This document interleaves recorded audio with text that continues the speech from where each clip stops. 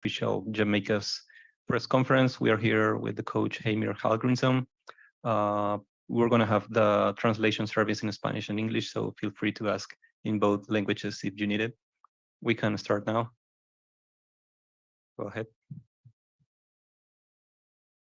Hi, Archbell with CONCACAF.com. I know it's a tough defeat tonight, but what are some of the positive things that you can take from this Gold Cup experience and then apply to this next World Cup cycle?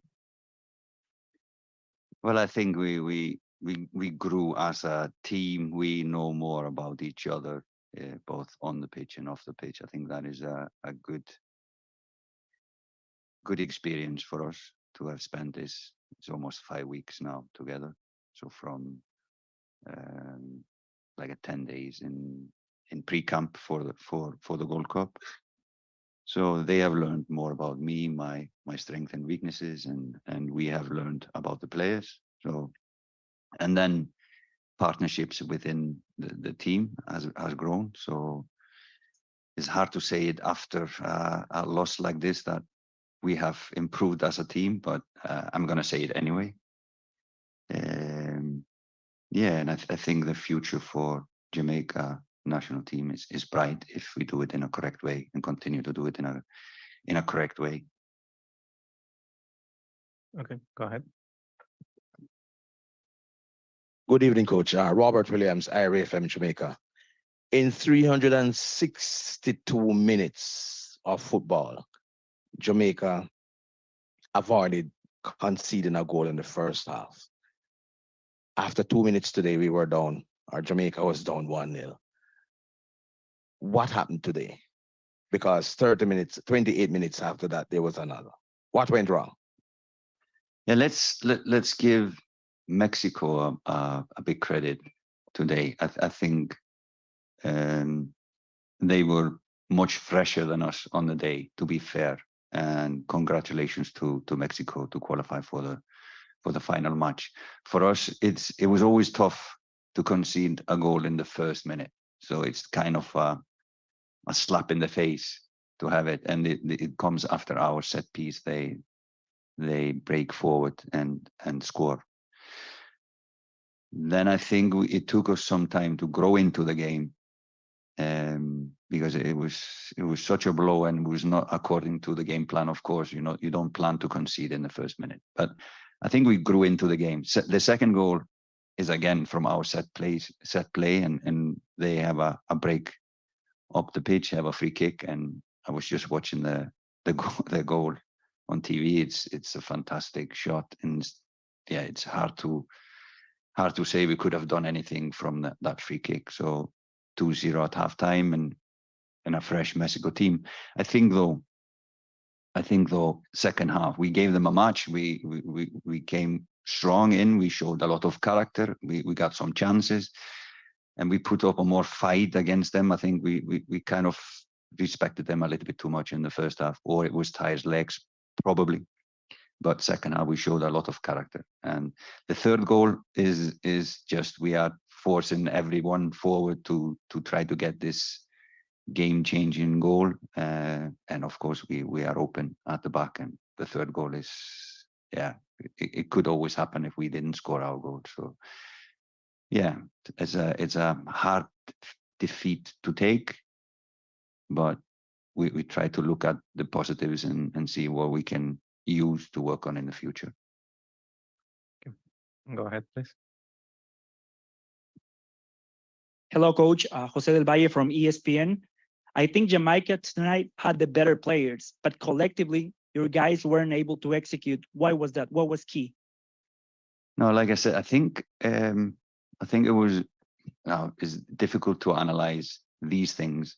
They played more collectively. I agree with that. The things they did, they succeeded in the things they were trying to do. I think we were a little bit too individual when we were attacking. So I think your analysis is right, correct. Why? No, that's a deeper answer. So I think your analysis is kind of spot on. We didn't move the ball well in the first half. Collective defending was not as quick and aggressive as we have shown. But second half, we changed it, so we were more aggressive, and then we kind of matched them at least. Please go ahead.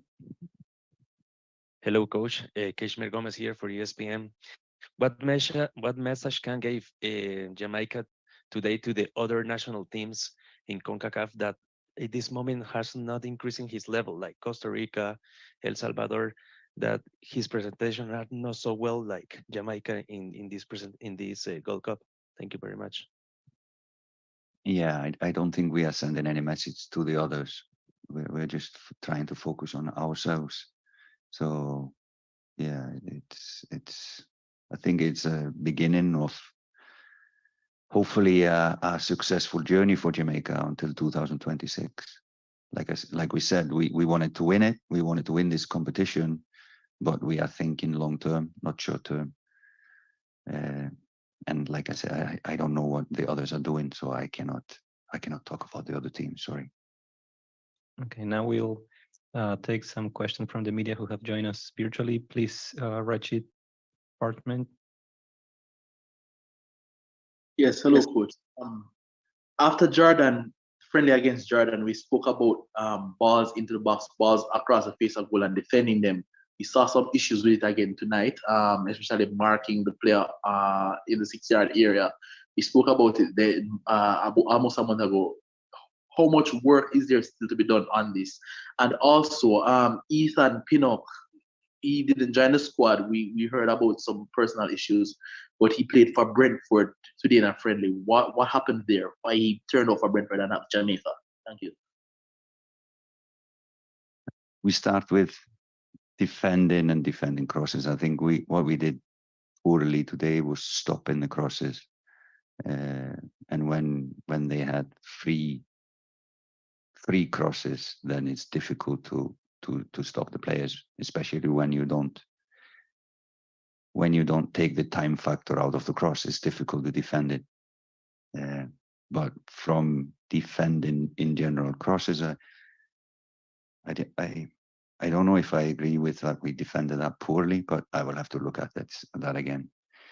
Pinnock is, and we talked about it very openly. Normally, it's just personal reasons, but we explained why he didn't or couldn't come and join us. We were hoping all the time that he would come at some point, but it's easier to go and play in England when you are in England than coming to USA and spend a week or 10 days and then leaving your family that needs your support, but you can always go a day or two or a few hours to play a game in England. So that is understandable. There's no grudge from us to Ethan. He was really considering coming if his circumstances were better, and we of course wouldn't have selected him if he wasn't coming.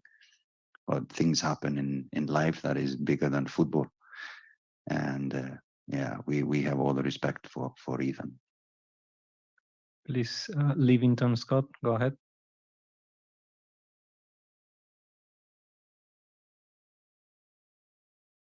Livington Scott.